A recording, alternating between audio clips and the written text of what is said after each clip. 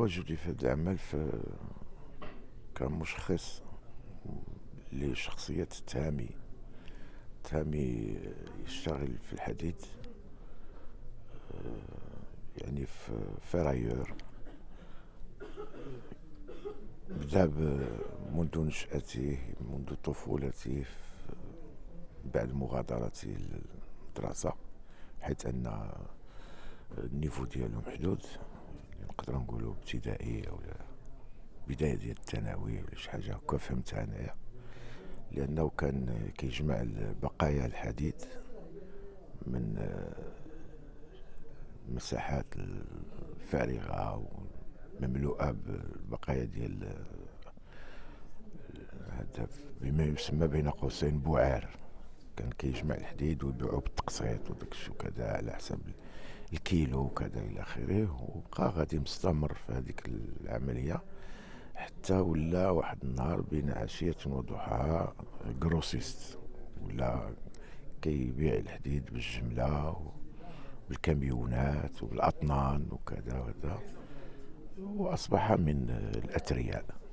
وبالنسبة للجيل حاجتنا فيهم وحاجتهم فينا، يعني احنا محتاجين لهم كشباب وهما محتاجين لنا كشياب. يعني ما ليش يمكن أنا نلعب شاب عنده 20 عام ولا 30 عام وهو ما يقدرش يلعب أب أو جد عنده 50 60 70 عام. فكنتكاملوا، يعني كنتعاونوا بعضياتنا وكنفيدوا بعضياتنا. اللي ناقصة عنده نكملها أنا، اللي ناقصة عندي يكملها هو. وإلا ما كانش هاد الروح الفنية وهاد الروح الرياضية كيف كنقولوا، ما غيدوش الباس وما تماركاش الكرة. هو الصدق والتفاني والإخلاص في أداء الدور، والإيمان كتآمن بالدور اللي كتأديه، وبأنك لا تضحك على الآخرين أو على دقون الآخرين، ولكن تؤدي بذكاء وباقتناع وباختيار. لأن ضروري أن الفنان يختار الدور ديالو، ماشي يدير أي دور اللي هو ما مناسبوش.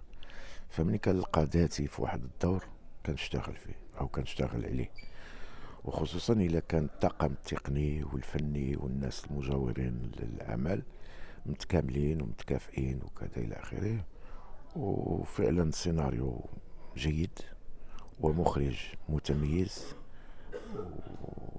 وكيكون العمل في المستوى.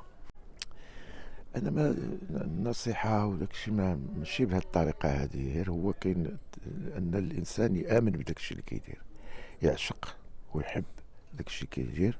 والا ما كانش اهل لهذاك الميدان يبعد منه.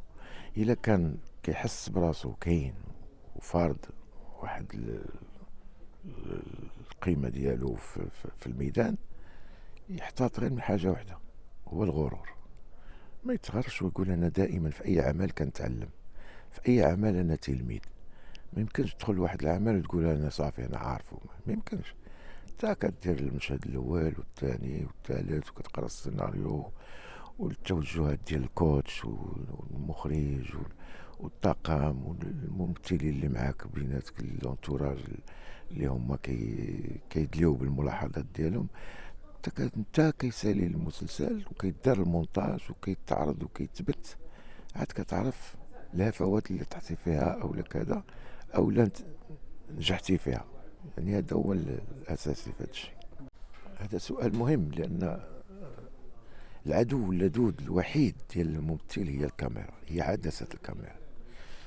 فكيفاش ممكن انك تتفادى الكاميرا مقارنة مثلا بالجمهور ديال المسرح؟ لان الجمهور ديال المسرح مباشرة وكذا الى اخره، كتحس بلا شالور وكتعرف راسك فين وصلتي وكتعرف الترمومتر ديالك، ميزان الحرارة ديال القاعة شنو كيعطي وكذا. اما كتطلع وكتزيد وكتكمل وكذا، اما كتحبط ولا الى اخره. بينما عدسة الكاميرا ما كتعطيكش، ما كتقولش لك، لان سابعة بزاف ديال الاعمال داخل بواط دو برودكسيون. يعني تابع المونتاج، تابع الميكساج، الموسيقى، لي طالوناج، كيفاش تخادو لي بريز دو فيو، كيفاش لهذا كيمكن إعادة وإعادة وإعادة. ولكن باش تفادى أنك ماشي قضية هاك ممثل كيشوف في الكاميرا ولا هي ما غاتشوفش في الكاميرا بحد أنك كتشوف في البارتنير ديالك، كتشوف في راسك، كتشوف في الفضاء الفارغ والمملوء والى آخره. ولكن كتبقى الكاميرا بحال كتشوف في المراية والمراية ما كايناش، كاينة مرآة قدامك كتشوف فيها ذاتك وهي ما كايناش، و تو سا سباس على الانتيريور. يعني دائما كتشوف الشخصية في الباطن ماشي في الظاهر. بحيث ان بعض الاحيان ان المخرج كيقول، احيانا بعض المخرجين كيطلبوا مني انني نشوف في المونيتور المشهد كيفاش داز، كنقول لهم ما نبغيش نشوف، ما نشوفو حتى يتعرض على الشاشة. يعني الا شفتيه غادي يولي عندك ظاهري، خصو يبقى باطني. كيفاش كتشوفو، كيفاش الايحاءات ديالو، كيفاش كيتقلق، كيفاش كيفرح، كيفاش كيغوت، كيفاش كيتكلم في صمت، كيفاش كتوصلو هيستيريا كذا. هادشي كله ما يمكنش تشوفو في لحظة وجيزة اللي هي المونيتور. ولكن ملي كتلعبو من خلال الذاكرة الداخلية أو العقل الباطني ديالك، خصو يبقى تما حتى كيتثبت وكيدوز ويتعرض للوجود.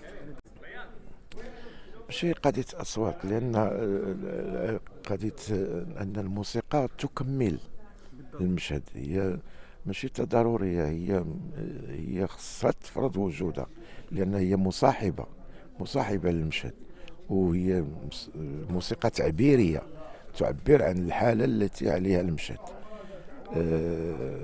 مثلا نعطيك على سبيل المثال ان الفيلم ديال لا غير دو فو ما كانش فيه ديالوج.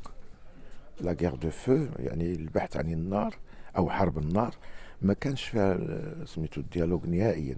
ولكن برزت فيه الموسيقى بقوة، لان كانت حركية له الرجل البدائي او لوم بريميتيف داخل الفيلم، لانه كانوا يشكلوا على مشي القردة. ولكن كان يجب البحث في الموسيقى، العمق ديال الموسيقى وديال الفترة الزمنية ديال ليبوك، يعني في العصر الحجري. يعني هذا مهم جدا. الموسيقى راه ماشي غير هي هكا غادي نقولوا واحد السيد كيتسنى الحبيبه ديالو ونديرو فوق منها مرسول الحب فين مشيتي وعلاش. ماشي بالضروره. يعني كتقدر دير غير واحد التقسيم موسيقي وغادي يكون يعبر على المساله. ماشي انت كدير مثلا حوار بالكلمات وتجيب موسيقى بالكلمات. الموسيقى التصويريه ديال الفيلم او ديال الشريط التلفزيوني او ديال السينمائي هي بالضروره تكمل المشهد وفضاء والزمان والمكان ديال الفيلم ككل. يعني ملي كتلقى مثلا فواياج او بو دونفير او لا ابوكاليبس ناو، راه الموسيقى ما محطوطاش هكاك. الموسيقى محطوطه مثلا باش تهجس الجنود اللي جايين داخلين واحد القريه وغادي يفرقوها وداك الشيء كذا، ومطالقين بالاصوات ديال الموسيقى. راه سيفولي يعني مديوره باش ان تحمس الجنود، ماشي مديوره باش تربط المشهد بالمشهد. وحنا كنفهموها، وفي نفس الوقت هي تخدم المشهد في حد ذاته. دونك هنايا كتبقى الموسيقى عندها خصوصيه داخل الموسيقى التصويريه في الشريط او الفيلم. ماشي غير هي استعباطيه، غير كنجيو كناخدوها وكنحطو كذا، نهزو بوب مارلي ونحطو ولا مايكل جاكسون ولا كذا. يعني ضروري انها تكون دراسه عميقه وكيفهم الموسيقي الكومبوزيتور اللي غيصوب لنا هذاك المورسو ديال الموسيقى، يفهم المشهد ويعرفوا فين غادي باش يحط ليه الموسيقى ديالو محطوطه عليه. شكرا وبارك الله فيك العفو. والله يوفقك يا ربي. اللهم